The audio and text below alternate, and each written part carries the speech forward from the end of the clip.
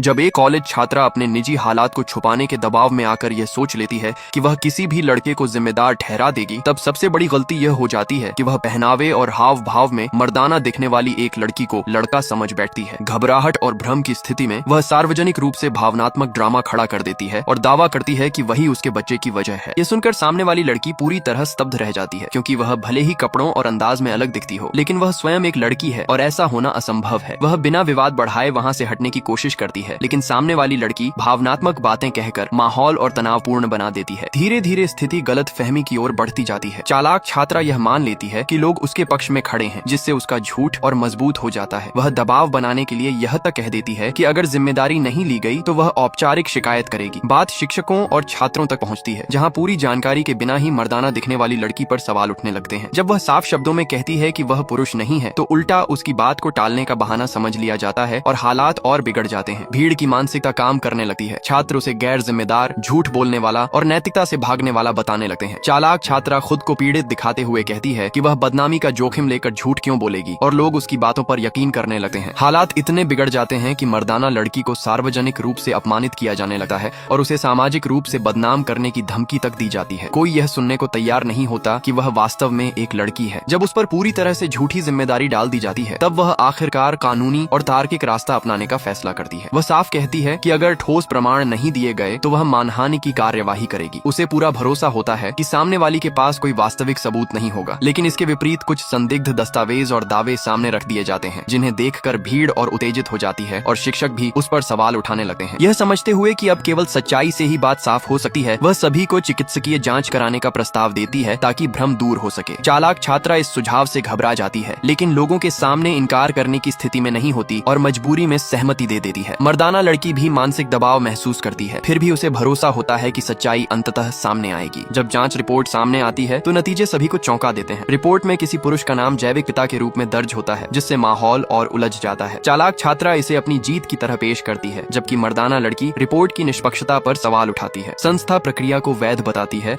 और दबाव इतना बढ़ जाता है कि हालात को शांत करने के लिए वह जिम्मेदारी लेने की बात कह देती है।